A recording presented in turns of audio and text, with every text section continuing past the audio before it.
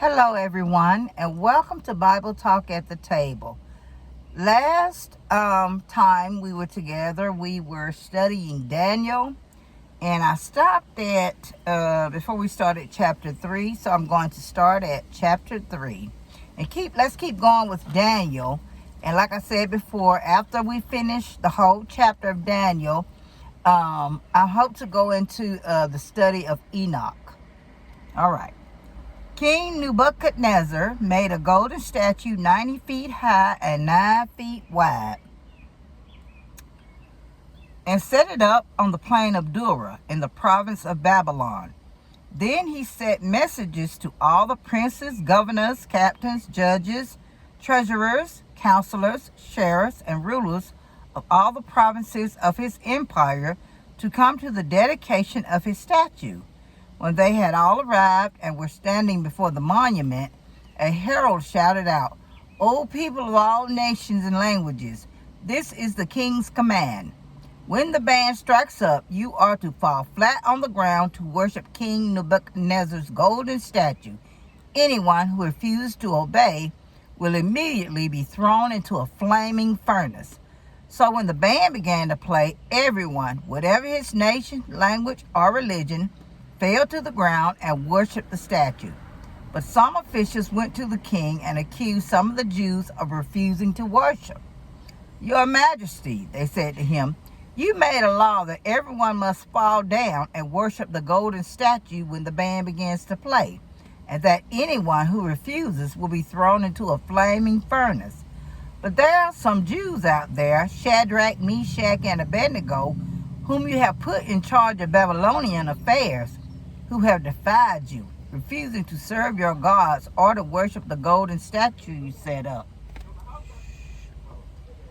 Then Nebuchadnezzar, in a terrible rage, ordered Shadrach, Meshach, and Abednego to be brought in before him. "Is it true, O Shadrach, Meshach, and Abednego, that you are refusing to serve my gods or to worship the golden statue I set up? I'll give you one more chance. When the music plays, if you fall down and worship the statue, all will be well. But if you refuse, you will be thrown into a flaming furnace within the hour. And what God can deliver you out of my hands then?"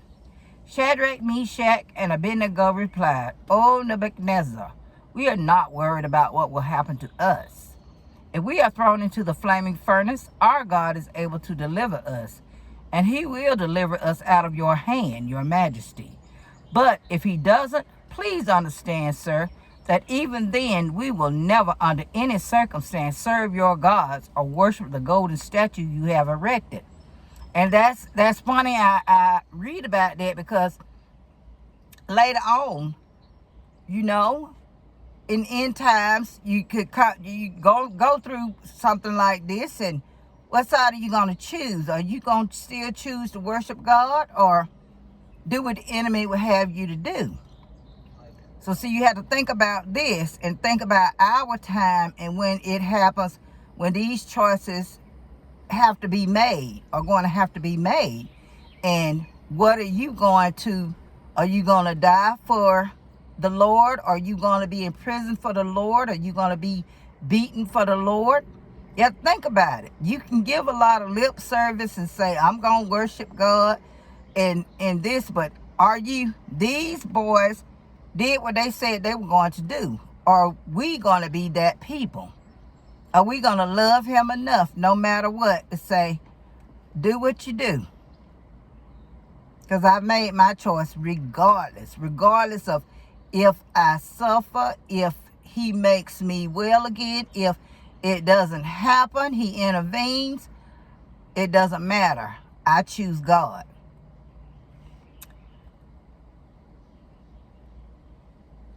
Then Nebuchadnezzar was filled with fury, and his face became dark with anger at Shadrach, Meshach, and Abednego.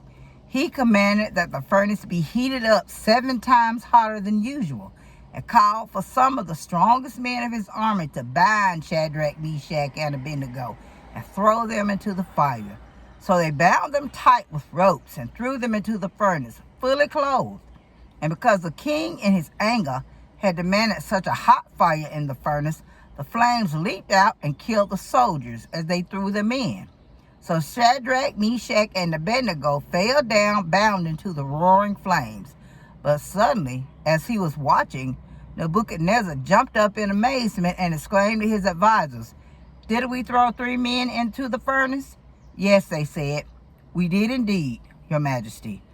"Well, look," Nebuchadnezzar shouted. "I see 4 men unbound walking around in the fire, and they aren't even hurt by the flames, and the 4th looks like a god." Then Nebuchadnezzar came as close as he could to the open door of the flaming furnace and yelled, "Shadrach, Meshach, Abednego, servants of the Most High God, come out, come here." So they stepped out of the fire. Then the princes, governors, captains, and counselors crowded around them and saw that the fire hadn't touched them. Not a hair of their heads was singed.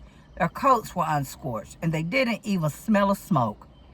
Then Nebuchadnezzar said, "Blessed be the God of Shadrach, Meshach, and Abednego, for he sent his angel to deliver his trusting servants when they defied the king's commandment and were willing to die rather than serve or worship any god except their own.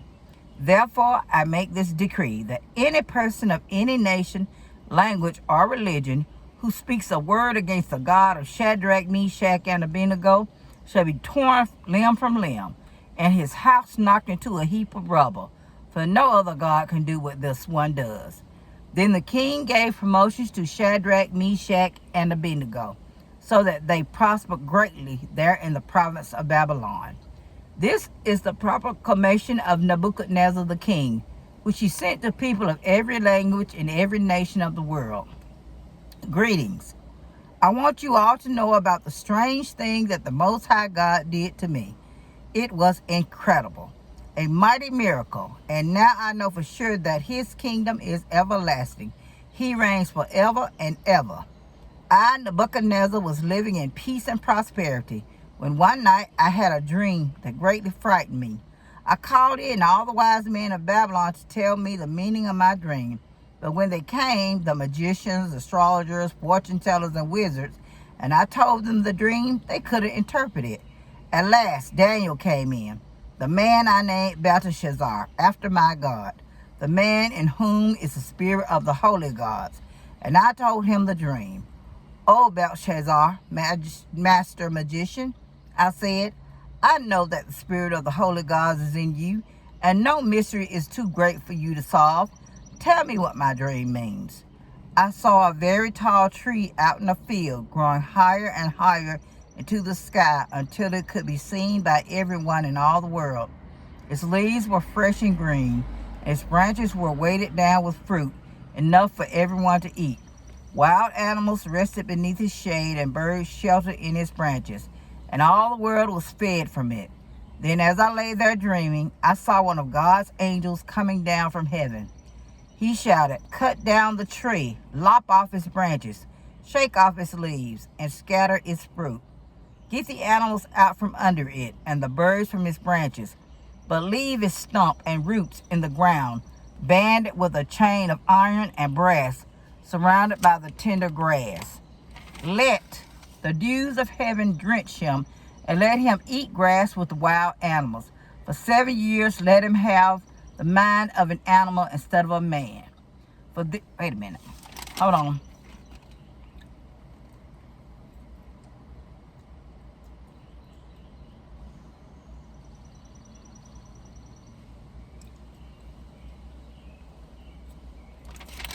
Okay. "Let the dews of heaven drench him, and let him eat grass with the wild animals. For 7 years let him have the mind of an animal instead of a man. For this has been decreed by the watchers, demanded by the holy ones.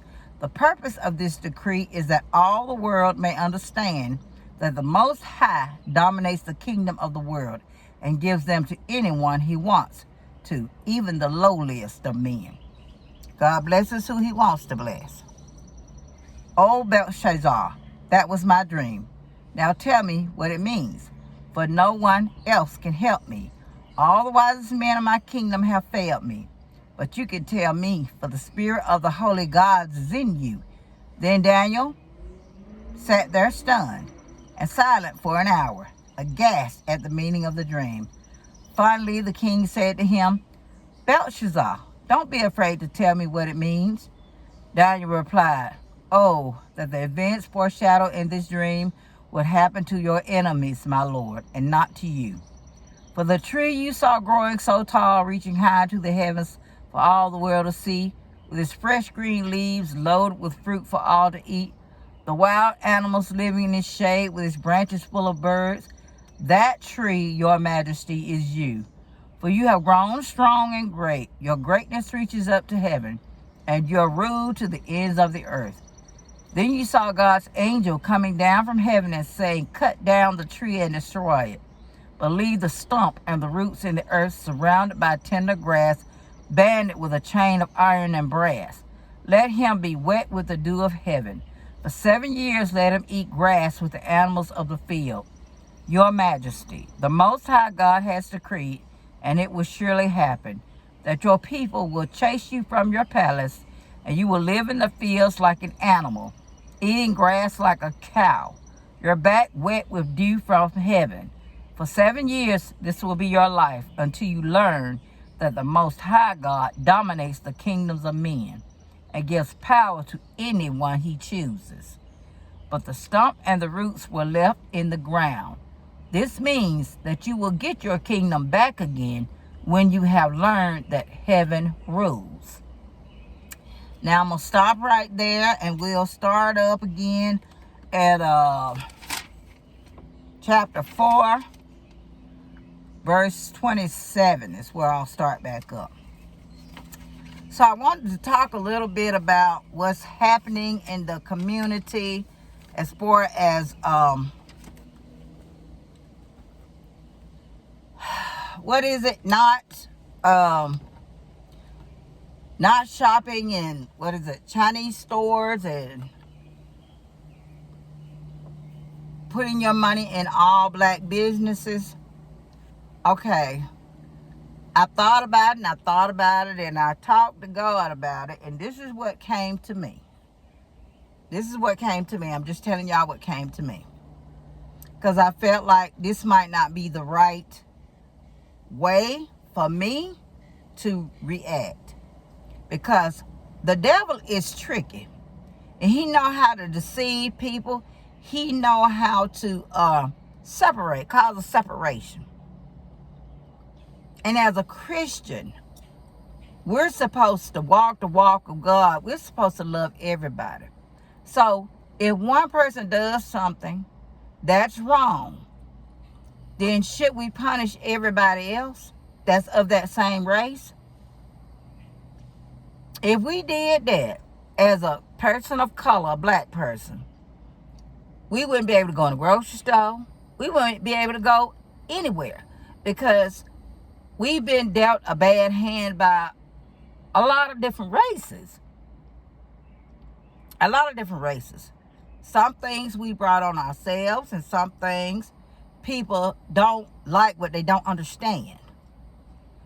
But I would like to spread love. I will not be participating in anything that's going to cause a separation, or because you can separate from somebody.